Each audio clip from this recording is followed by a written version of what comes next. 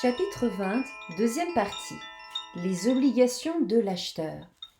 L'acheteur, en tant que débiteur et de créancier de ce contrat de vente, a aussi certaines choses à faire.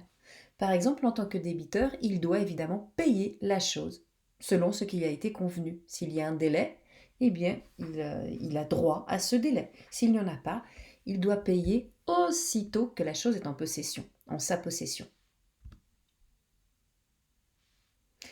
L'acheteur est tenu également d'accepter la chose vendue. En tant que créancier, il doit accepter ce qu'il a choisi.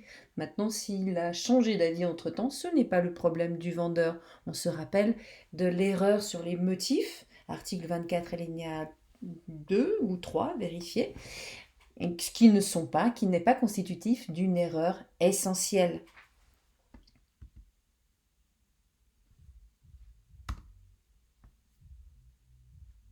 Si l'acheteur est en demeure, en tant que débiteur, on a un article spécifique qui va résoudre ce problème, l'article 215. Donc c'est un article uniquement pour la demeure de l'acheteur, donc dans le cadre du contrat de vente, qui va nous permettre plusieurs solutions. Par exemple, si la chose n'a pas encore été livrée, on a acheté un piano, le piano n'est pas encore livré, et on n'a pas payé. Le vendeur, dans ce cas, peut se départir du contrat, il peut casser le contrat. Évidemment, il avise immédiatement l'acheteur. En revanche, si le vendeur a déjà livré le piano, là il y a un problème, car l'acheteur devient propriétaire dès le moment où il est en possession, quand il a la maîtrise effective de la chose, ici du piano. Que va faire le vendeur ? Il ne va pas pouvoir récupérer le piano, il n'est plus propriétaire, ce serait du vol. Tout ce qu'il peut faire, c'est mettre l'acheteur aux poursuites pour pouvoir essayer de récupérer son argent.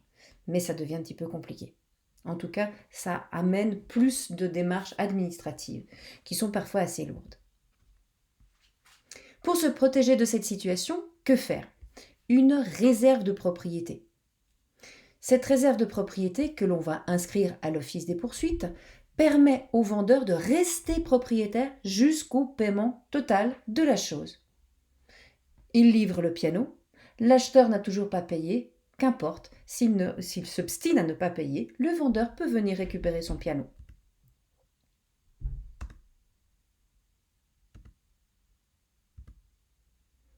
La vente immobilière, à partir de l'article 216.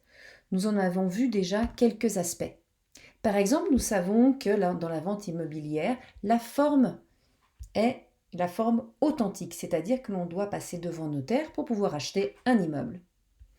En outre, il y a une inscription dans un registre public qui s'appelle le registre foncier. La garantie est différente également, c'est 5 ans, alors que pour les objets mobiliers, c'est 2 ans.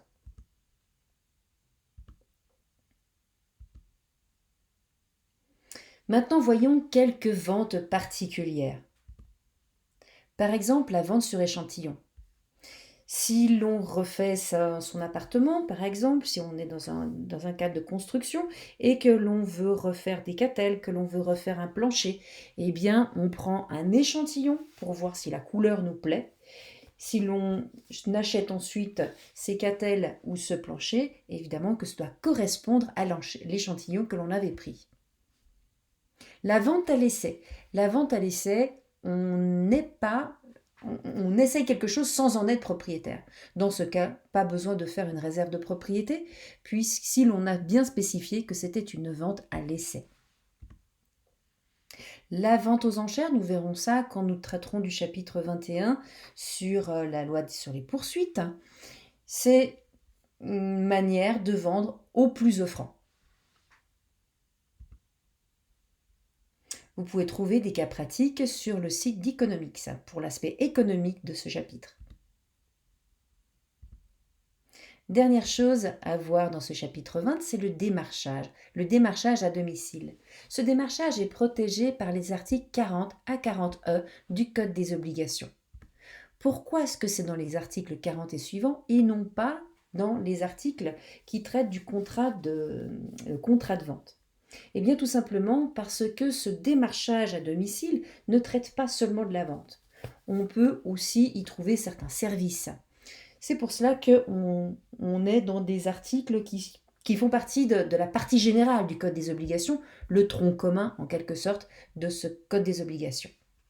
On va protéger la partie qui va se faire surprendre, qui n'est pas dans un état d'esprit d'acheter quelque chose ou de s'obliger d'une façon ou d'une autre. Alors, où est-ce que l'on est protégé? On va être protégé sur son lieu de travail, chez soi, dans une manifestation publicitaire, sur la voie publique et par téléphone également. Ça, c'est depuis 2016. Avant, nous n'étions pas protégés. Autre changement par rapport à ces articles, en 2016, nous avons également changé le délai. Maintenant, nous sommes protégés pendant 14 jours. C'est-à-dire que pendant 14 jours, nous avons la possibilité de révoquer, c'est-à-dire de casser le contrat. Si le contrat a été fait par téléphone, il faut encore que le vendeur nous ait envoyé les informations. Dès le moment où nous recevons les informations, nous avons 14 jours pour pouvoir révoquer le contrat.